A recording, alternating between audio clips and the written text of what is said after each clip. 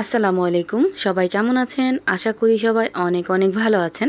আজকে আমি তৈরি করে দেখাবো প্রচণ্ড গরমে কলিজা ঠান্ডা করার মতো একটা ডেজার্টের রেসিপি বা ড্রিঙ্কস। হাতের কাছে থাকা সামান্য কিছু উপকরণ দিয়ে মজাদার এই ডেজার্টটি তৈরি করে নিতে পারবেন। আর তৈরি করাও কিন্তু খুবই সহজ। আশা করছি আজকের এই ভিডিওটা আপনাদের কাছে খুবই ভালো লাগবে। এখন কথা না বাড়িয়ে দেখে নেই আমি কিভাবে এই ডেজার্টটা তৈরি করলাম। এই ডেজার্টটা তৈরি করার জন্য প্রথমে একটা ফ্রাই প্যানে দিয়ে দিলাম আমি 1/2 লিটার লিকুইড দুধ।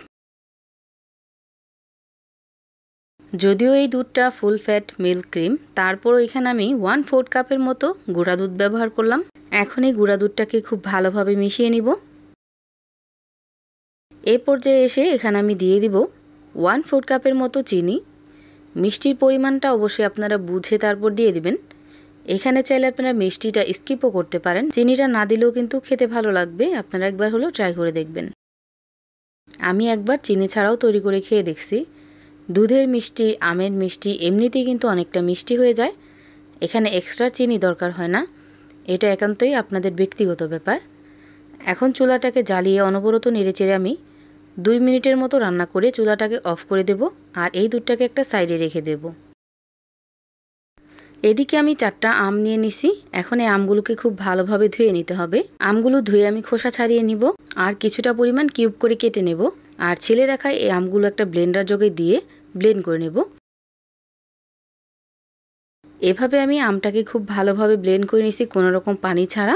এখন আমের পাল্পটাকে খুব ভালোভাবে ছেঁকে নিতে হবে যেন আঁশটা চলে যায় আমের। এই ডেজার্টটা তৈরি করার সময় যদি মুখে আঁশ লাগে তাহলে কিন্তু খেতে একদমই ভালো লাগবে না। এজন্য অবশ্যই ব্লেন্ড করার পর খুব ভালোভাবে এইভাবে ছেঁকে নেবেন। এভাবে আমি আমের পিউরিটাকে খুব ভালোভাবে ছেঁকে নিছি। এদিকে আমি আগে থেকে যে লিকুইড দুধটাকে রেডি করে রাখছিলাম, ওই দুধটা কিন্তু খুব ভালোভাবে ঠান্ডা হয়ে গেছে। আর ঠান্ডা হওয়ার পর এই দুধটা কিন্তু অনেকটাই ঘন হয়ে যায়।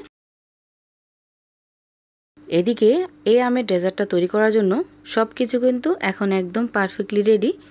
এখন আমি এই ডেজার্টটা বানাতে চলে যাব। প্রথমে ব্লেন্ডার জগে দিয়ে দিব আমের পিউরি, দিয়ে দিব জাল করে রাখা লিকুইড দুধ।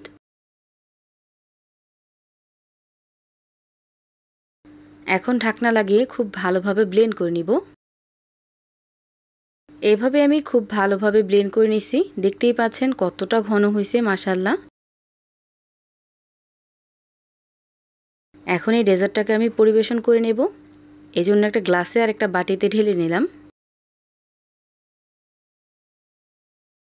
ডেকোরেশনের জন্য উপর দিয়ে দিব আমি কিছুটা পরিমাণ পাকা আম।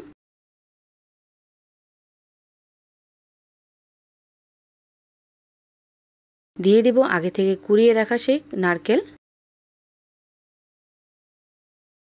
আর এই তো দেখতেই পাচ্ছেন কত সহজে ঘরে থাকা অল্প কিছু উপকরণ দিয়ে মজাদার এই ডেজার্টটি তৈরি হয়ে গেল। আপনারা একবার হলো বাসায় ট্রাই করবেন, ইনশাল্লাহ আপনাদের কাছেও খুবই ভালো লাগবে। এই ডেজার্টটা খেতে কিন্তু মাশাল্লাহ খুবই ভালো লাগে। আমার এই ভিডিওটা আপনাদের কাছে কেমন লাগছে অবশ্যই কমেন্ট করে জানাবেন। সবাই ভালো থাকবেন, সুস্থ থাকবেন। আল্লাহ হাফেজ।